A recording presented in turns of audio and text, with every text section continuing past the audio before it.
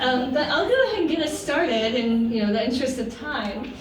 So my name is Kathleen Bogart, and I'm an associate professor of psychology at Oregon State University. And so this session is going to be a little bit different from the past because I'm going to lecture at you for a bit. I'm sorry, it's my job. It's like all I know what to do. So I'm going to lecture for about 15 minutes about some research that I did in our community. And then we're going to have some conversations with Cleft-affected adults about how it might relate to their own experiences.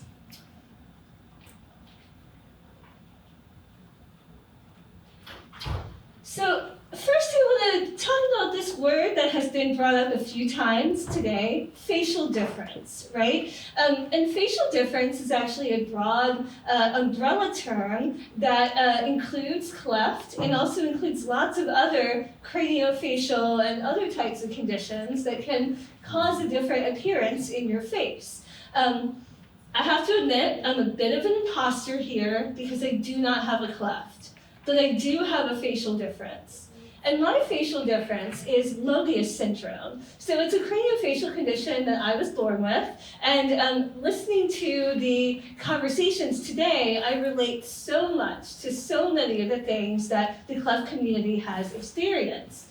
And I think there's a lot of power in considering the facial difference community broadly because we do have these shared connections. So we can think of a few different dimensions that occur in the facial difference community.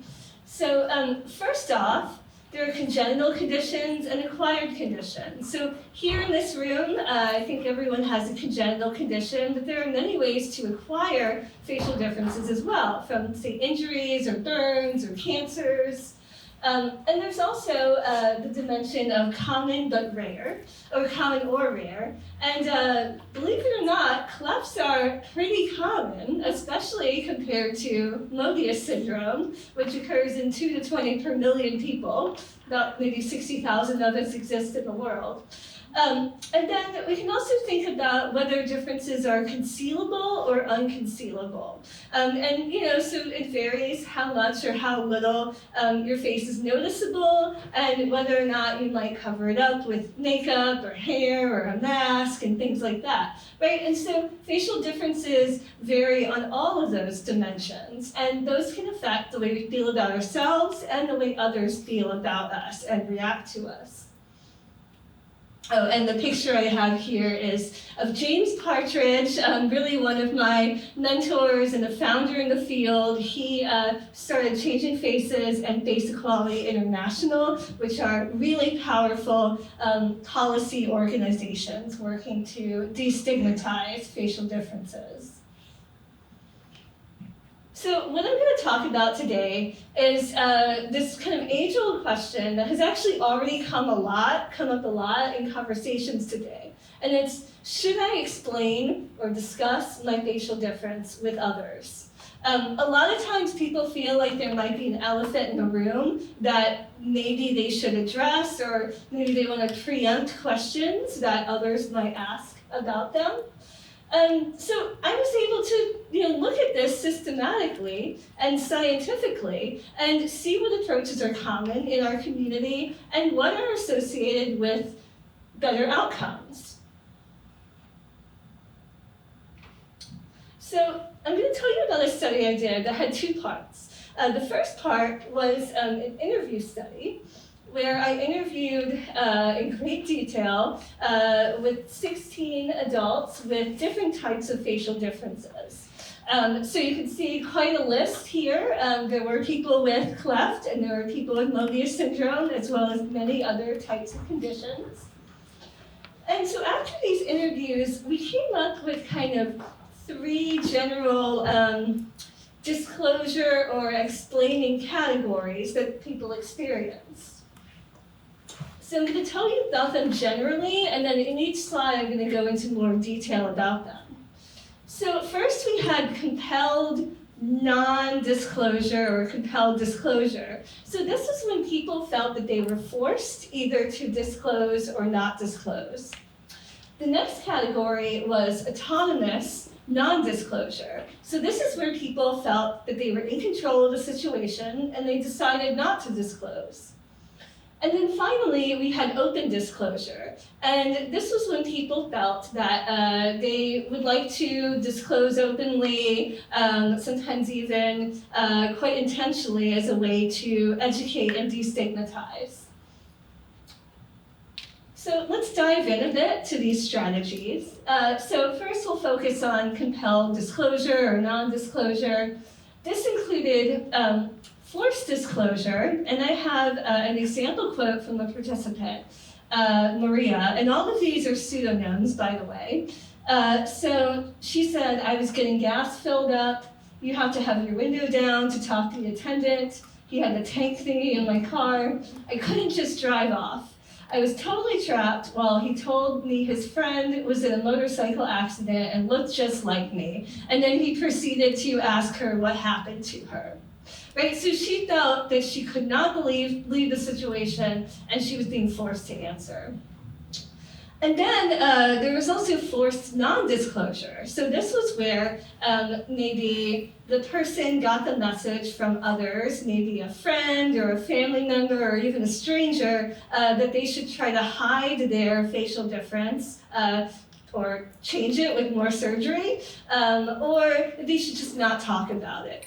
And in these cases, the person felt differently than what the person with the facial difference felt that was the wrong advice and felt like they were being forced to not disclose.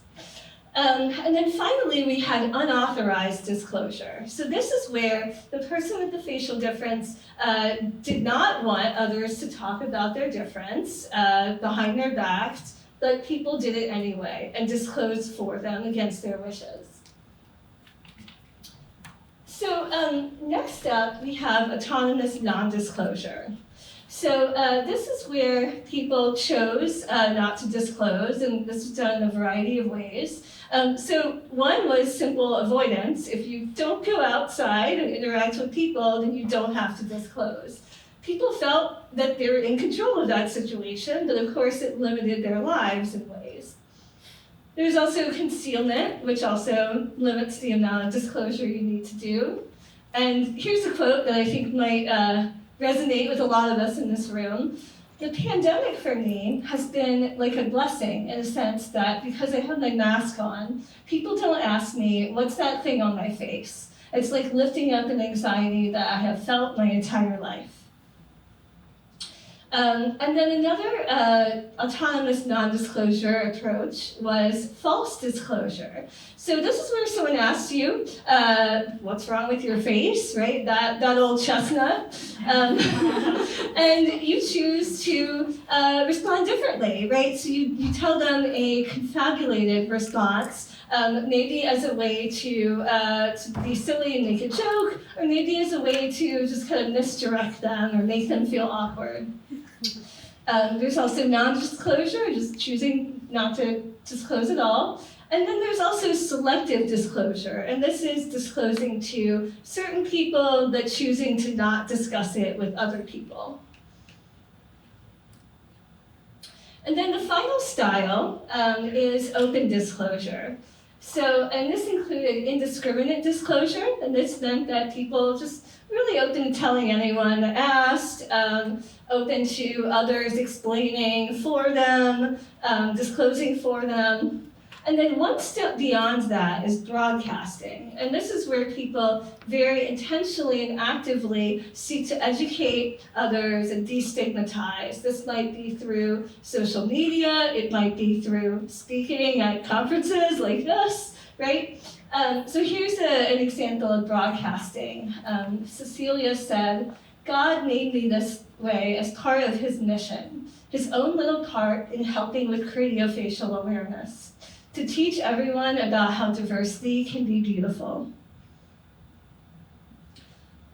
So what I want to highlight here is that these approaches varied for people over time, and often people kind of described having a change in their disclosure approach as they got older. So that was just 16 people that I interviewed, right? So you're probably thinking, well, what can we conclude from 16 people? I was thinking that too. Then I surveyed 288 people with facial differences. And I created this online platform where people could read about these disclosure approaches that we learned about from our first set of interviews, asked them to indicate how often those had occurred to them, and if there were other approaches that we had missed that they wanted to mention. And we also asked them about questions like how frequently they disclosed or explained to others, what their recommendations were, and we also associated the approaches they took with real-world outcomes like job satisfaction and mental health. So in this study, we had 33 different facial differences represented, and people from 18 different countries. Okay, so the results. First of all, we have some simple statistics, like knowledge is power. This is really fascinating to me. We now know that people with facial differences disclose to 59% of the people that they know, right? So a little over half. And then we asked about disclosure to their employer. And we saw that, again, 59% of people use an open disclosure approach to their employer. And we asked about when this commonly occurred. And actually, most disclosed after they had been working there for some time, perhaps because they needed to know that it was a safe place and develop trust in their institution. And then finally, we asked about disclosure to partners, and we found an overwhelming 90% disclosed to their partner, and that was usually before or at the beginning of a relationship. Okay, and then so remember these styles? They hold up with our 288 people. We actually didn't find new categories that came up, and we found that some of these were quite common. So the check marks here indicate which ones were the most common approaches. So selective disclosure and indiscriminate disclosure were the most common. And then this next slide reflects what people most frequently recommended for other people with facial differences. So you see that selective and indiscriminate disclosure were both still recommended, but also broadcasting was added. So even though people didn't super commonly broadcast, they recommended it to others, and maybe that's kind of an aspirational goal for some people. And then we wanted to associate the different disclosure styles with these important real-world outcomes. And indeed, we found that people who used open disclosure had, compared to people who used the other categories more commonly, had better mental health, less stigma, better self-esteem, more job satisfaction, and more confidence in their relationships. So, okay, 2 summary slides here. So, to answer that age-old question, to explain or not explain, we know from this work that compelled disclosure is harmful, right? Or compelled non-disclosure. It's harmful to force people to do things, and this is really well reflected in Vicky's talk that she gave earlier, right? We want to be sure that kids with facial differences, adults with facial differences have autonomy in their decisions about whether to discuss their differences. So this means that parents should involve a child in disclosure decisions whenever possible, and you know, this kind of creates like a paradox, right? Because we know that open disclosure can be associated with better outcomes, but we can't force people to openly disclose, or that it would be, it would be forced. So, one way to get kids comfortable with the option of openly disclosing is to openly discuss the cleft in the household, right? So just being open and frank about it and having those conversations so that kids have the language if they want to use it. But really the main thing here is that broader level, social stigma reduction is needed, right? So facial difference is normalized, and we don't have to go around being expected to explain our difference and why we look unusual, because facial difference is not unusual. We are just not well represented, right? So the corollary here is that open disclosure seems healthy. And so we might consider explaining to others who play an important role in our lives, or who might do so someday. So this is advice borrowed from Changing Faces. They suggest that someone might opt to disclose their facial difference if they're offered a job interview. They might disclose it before they enter the job interview or at the beginning of the interview to allow kind of the employer a chance to kind of process it, and then they can move on and focus on the person's qualifications. And then again, Vicki and I have a lot of synchrony going on. We did our slides probably weeks ago, but I'm also recommending that it can be really helpful for people to prepare a few sentences to have in their metaphorical back pocket about how they might disclose in different situations, right? So they feel prepared and comfortable. Okay, so that is all for the lecture portion of this event. You're welcome to contact me if you have any questions. I write about this kind of thing on Psychology Today, and also I want to acknowledge the Mobius Syndrome Foundation who funded this research. And so now I want to bring up my panelists and have a conversation about how this might reflect in the Cleft community. So come on up.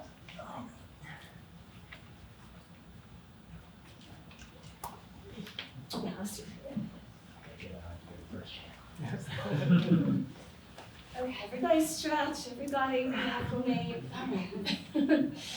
So first I want to just take a moment for everyone to introduce themselves and talk a bit about their background and what brought them here.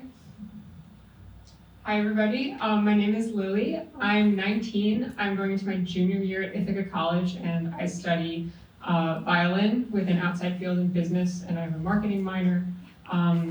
I was born with a unilateral cleft lip in 2003, and I got my surgery and all of my orthodontic care at NYU.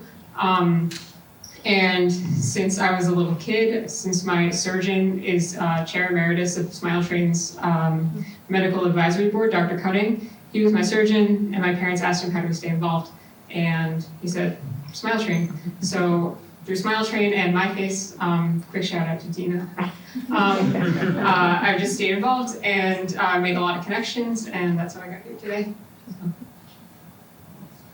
Hi, I'm Sam Rosen. I was born in Varna, Bulgaria, and I came to the U.S. when I was turning 3 years old. I grew up in Washington, D.C. area. Now I live just outside of Philly. I got my surgeries mostly at Children's Hospital in D.C.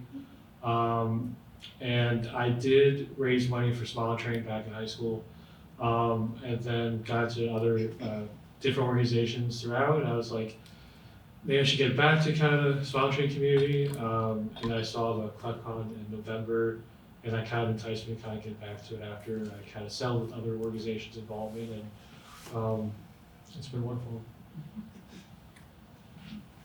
Hi, I'm Dillon. I'm 29. I was born in Virginia Beach. I got my initial surgeries through Operation Smile and Dr. McGee at CHKD. And so I had most of my work done through them. And then, I had a unilateral cleft lip and palate. I was a photographer. I joined the Army. I had my last 2 or 3 surgeries thanks to the Army, actually. And then in the middle of that, I documented that entire process, and thanks to Christina, got me involved with Smile Train, and I wanted to do more. I wanted to help out more and help people know that there are other options out there to get work done. If you feel stuck, there's always an option. There's another avenue that you can take. So not necessarily that I'm advocating for anything, but just giving people more information, letting them know that there's other ways that you can go about getting what you want. Thank you. It's been lovely to learn a bit more about you all. So I have some prepared questions, and then I think we can kind of riff off each other's ideas. So my first question is for Lily. And so Lily, you mentioned that you've been involved with Smile Train's community since you were a child, and you are now in your junior year at Ithaca College. Can you share a bit about your experience of discussing your cleft, and has your approach shifted as you transitioned into adulthood? Yeah, that's a great question. So I'll just tell like the quick progression of my involvement. I was born, Dr. Cutting told my parents about Smile Train, and when I was in Hebrew school, I was 6 years old, and we made little tzedakah boxes, which means it's a Hebrew word for charity, and I drew what must be the wildest interpretation of a train I think I've ever seen. And it's silver Sharpie, so my mom wrote Smile Train on it, over it. And for years we just sent little bits of change. And then in high school, I got involved with their student ambassador program. So I raised $500 each year and held 2 educational events. And even through COVID, that was very interesting, but it taught me how to run Zoom meetings when I was only 16, which turned out to be very useful. And in college, I am a member of the Smile Impact Society, and then I found out that they have internships over the summer, so right now I'm working as the community development intern with Ariana, who was my contact person for the student ambassador program, which is amazing full circle moment.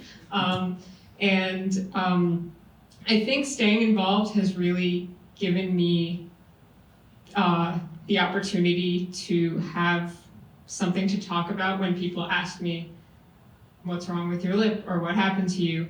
And I have something I can relate it to that maybe they've heard of, because I live in Westchester, New York, which is only an hour away. So some people might have heard of it because it's not that far, or maybe their parents give to it or something. So,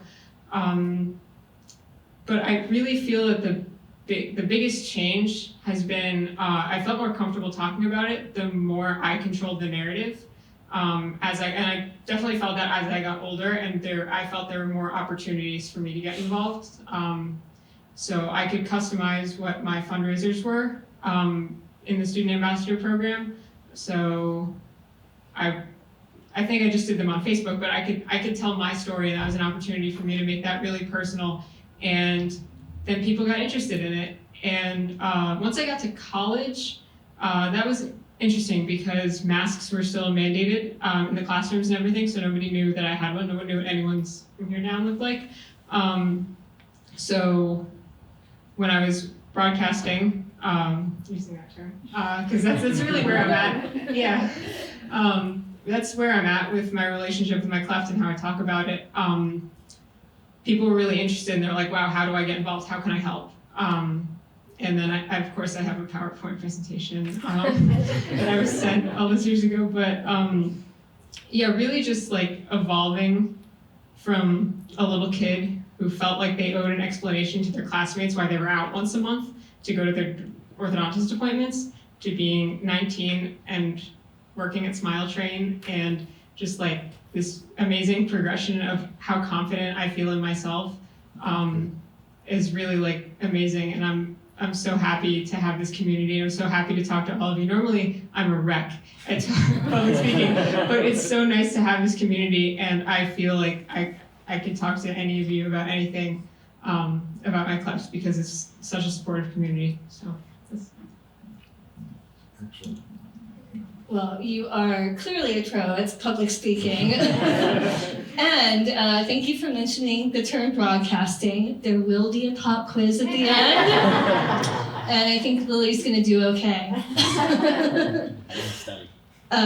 Okay, so for my next question, and actually I want to riff off of what you just said, Lily, because I too kind of experienced a change in broadcasting as I grew up, and I didn't I did not have the opportunity to connect with other people with my rare condition, and kind of wasn't aware that there was a broader community of facial difference out there that I could connect with. And so I didn't really get connected and kind of develop that part of my identity until my early to mid 20s. And that was around the same time I was going to grad school to study this kind of thing. So it's really important, and finally got around to developing that. And having that identity helped me to have the language. But also, kind of as you mentioned, when you do work or volunteering that is related to facial difference, it's really easy to use that as a way to bring up your own condition and explain and then broadcast and things like that. So I can always use that as a way to bring it up in a job interview or a conversation with a new friend or something like that. So that's convenient. So the benefits of volunteering. Okay, so the next question is for Dillon. So you served as a combat medic in the U.S. Army, and you now run a photography and marketing business. While those are very different experiences, there was one constant for you throughout: your dedication to storytelling, which you showed off earlier today quite well, and your commitment to supporting others in their own cleft journeys. So can you discuss your personal experience of your decision to talk about your cleft? And have you ever encountered a situation in which you did not want to disclose?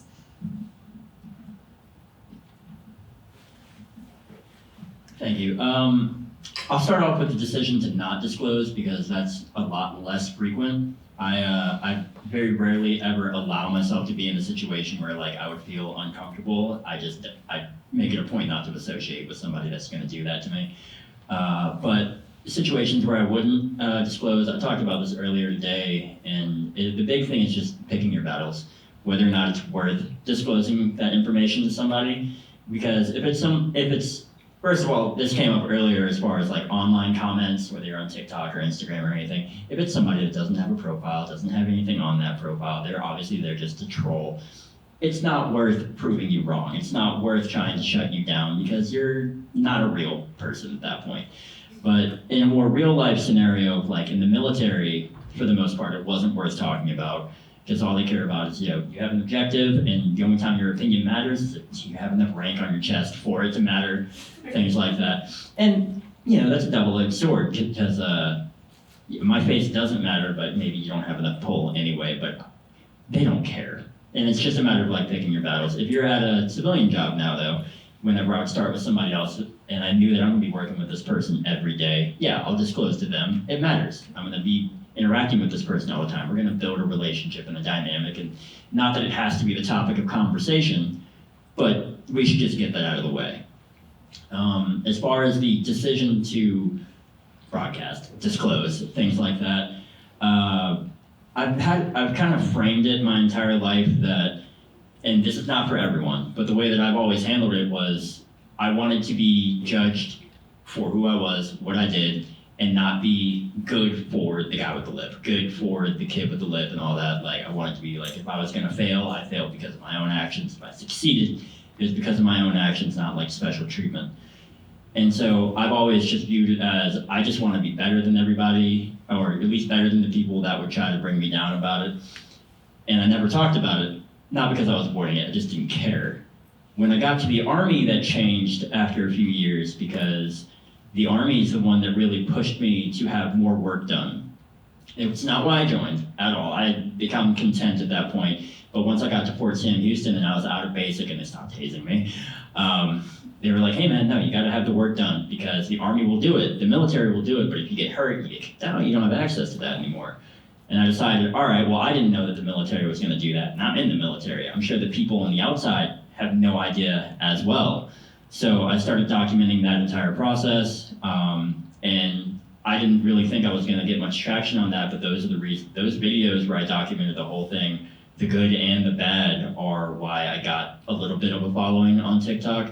And then on my way out of leaving the military, you had to go get all your records again. And when I went back to that hospital, the nurses said, hey, we had 4 enlisted and commissioned officers, service members come in specifically because they saw your videos, they found out that they could have this work done, and they came in because of you. So despite what an awful recovery it was, it's a net positive. 4 more people got work done that they would have never had otherwise, because they had no idea that the military is willing to go that extra mile for you, and they're willing to do that for you.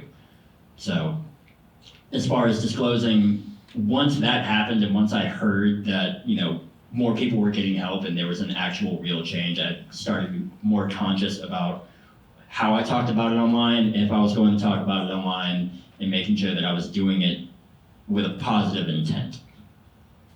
That's pretty much it. Really great insights there, Dillon. I think kind of what you pointed out around disclosing and then kind of finding some positive benefits for others by doing it kind of reinforced that and gave you, more, you felt it was more important to disclose after that. And I wonder if many of us on this panel today will feel a bit more empowered to disclose because of the benefits that we're seeing from conferences like this. So Sam, my question for you is, you have experiences working for hockey teams, and now you're involved in different philanthropic causes. So you've been part of many different communities. Has your approach to discussing your cleft evolved over the years? And then what are some external factors that contribute to whether or not you're willing to share your story? Yeah, so first of all, how did it evolve over the years? So coming to America, first had to learn a country, learn the language as well as cleft lip palate surgeries. I was born bilateral cleft lip and palate. And ignorance helped a lot, so I was like overly optimistic but shy at the same time. So I didn't know what I had until it was pointed out. So I went from kind of happy positive, it just kind of dropped. So the disclosures kind of went decreasing on that, and then as well as learn the language and other things. I was also grew up Jewish as well, but there's a lot of other factors that I also had to handle. So each person I encountered, it got kind of more and more tiring. So it got kind of to a point where I was like bored with it and just kind of move on with that. And so kind of like Dillon was also saying about kind of having that label. So if you don't share a whole lot, there is kind of unfortunately a trade-off. They're just like kid with the lip, they don't really get to know you, what's going on with you. So that was kind of unfortunately the trade-off with that. But you got to control your own narrative as well. So it wasn't until actually playing sports growing up helped a lot. So it was a lot of teamwork. You're kind of forced to like each other in a sense, to be honest. Work as a team. The other coach kind of protect you, but honestly it builds up confidence, whether it's real or not. It was wonderful because when you're practicing and playing, you're in the moment a lot. So all your teammates don't really think about it, and then you stop thinking about it. So it definitely builds up that confidence as well. It wasn't until high school I was more comfortable with where I came from, but also with my cleft lip and palate. So that's kind of where it started to evolve, that I could start to share a bit. But at that point, growing in DC, I had the same people from elementary school, a lot of them to high school. So a lot of them already knew me at that point. It became a lot easier to broadcast. And then, working in pro sports, I mean, all the other organizations I was involved with, you really get to learn so many different backgrounds. Being part of Special Olympics, basketball, cancer, St. Baldrick's, a lot of other organizations I was part of. All these people, just like us, they do, we have health issues that can't be prevented. Nobody's fault, it just happens. So it's kind of that kind of comfort level of that. So last coaching Special Olympics had a soft spot for them because they're getting a lot of treatment that we're getting. So it's your cleft really gets you kind of introduce other people that you wouldn't think about. So that's what's kind of helped with the different communities. So and now I'm pretty comfortable to share it, but it definitely took a long time. So. I think what you said about kind of feeling more confident to disclose when you're part of a team that already works well together and supports each other makes a lot of sense. And then kind of compounding on that, when you're working with a group like Special Olympics, right, there are a lot of people who can empathize with that situation. And that was actually a common theme in our participants as well. They felt that, especially if they were talking with someone who had a disability or a health condition, they felt safer to disclose, and they felt often really validated after they disclosed. So let's see, we have about 4 minutes left, and I want to open it up to the panel here to see if there are any other things you want to add, maybe inspired by what you all said or by the talk. Anybody? Yeah, I'll say that. Yeah. Go figure.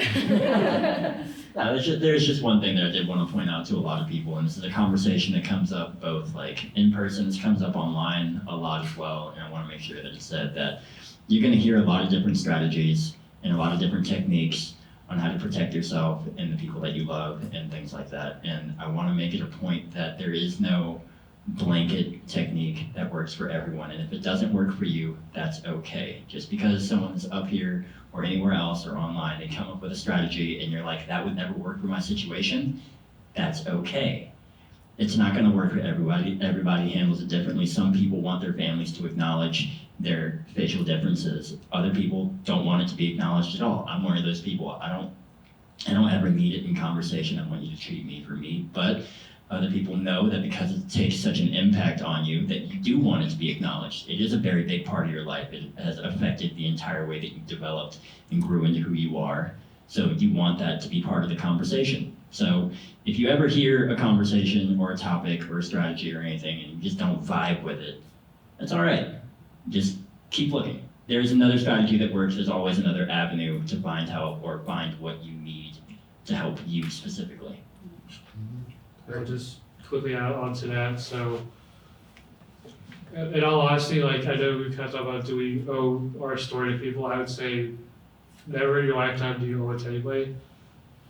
But at some point you owe it to yourself. Because to be quite honest, how'd you get to know your friend? You kind of start somewhere. So I just kind of, I studied 3 years of grad school for mental health counseling. So I did a lot of psychology in high school as well. But pretty much, I was always taught, make it so small that it's not scary. I mean, even right now, you just kind of look at a few people here, you look at the clock, look at there, and kind of make it smaller, and you kind of build from there. So, I mean, you gotta just start small and go one at a time. That's where I was able to slowly, not until high school, to kind of get to that point, and then now it's comfortable. So, having this community, it's like, it's a wonderful feeling to have where we finally have what we didn't have growing up, because most of us didn't have anyone else kind of grow up with it, so it's nice to know there's a lot of people that should give you the confidence to kind of speak out. We finally have a platform, all of us with Smile Trade, to share. Now you know there's everyone around, the country, so you should be pretty confident. Yeah, and just to wrap up for me, I think it was really interesting to grow up at the time that I grew up, because when I was in 4th grade, Wonder came out, and as a kid, having something in the media to finally relate it to, so to explain it to my classmates, I was probably 8 or 9 at the time, I think that was really, really transformational. At the time, because I was 8 or 9, I felt like I had to explain myself. But since I had something to relate it to, I wasn't running in circles trying to come up with the words to describe what was going on. But thank you all for being here. It was so nice to meet you all and learn all about this stuff and finally put words to what all was been in all of our heads. Thank you. All right, quiz time. No, just kidding. The answer was broadcasting. I really appreciated learning more from you all and seeing a lot of my own participants and my own story reflected in what you all have said. So I think we have 1 minute left, and if there is one question from the audience, we could take it. Yes. This is actually for you. Okay, it's for me. Yes. So given that this is your day job, how can we get involved with more potential research or studies or things like that for not only yourself but other colleagues that you might work with, even if we all can't get up and share our own individual story, every little number, any little sentence that could help out, the future would be wonderful. So how can we get more involved with you and all of your colleagues and partners? Yeah, love that question. So how can people here and beyond get involved with research and me and other colleagues doing this type of work? Right. It takes a village to do this kind of thing. I work with an excellent team of grad students, some of whom have lived experience, and I work with some international colleagues at Center for Appearance Research in England. So there are a few ways you can, I want to empower all of us to do this work ourselves, right? So when I started in the field, there was no one, to my knowledge, doing research on the psychology of Mobius syndrome or facial paralysis in general. I didn't have the language yet to think beyond those terms. And it was a real struggle that I realized that, I needed, no one else was doing the work. No one else had that personal motivation and that, lived experience insight, so I could be that person. And still, there are very few people in the field. So I want to encourage people who are interested to actually pursue higher education, to do mental health work, to do this sort of research. And other ways to get involved as well are connect with me through my stuff, because we're always conducting research like this and kind of building on questions like this. There's a lot more work to be done. We want to do work, actually kind of building on what Vicki was talking about earlier. We want to interview parents about their approaches to discussing the difference, and then including adults and teens in those conversations and talking about how can we support parents and teens and having those discussions. So a lot of more work needs to be done. So if you are interested in serving as an advisor, Vicki, I'm contacting you later. If you are interested in serving as a participant or helping us to recruit, the 288 study that we did is the largest study to my knowledge on this topic, and really, that benefits all of us to collect as much information as we can from our community, answering the questions that we care about. So yeah, thank you so much for that interest. Okay, and then being told to wrap it up, that's our signal.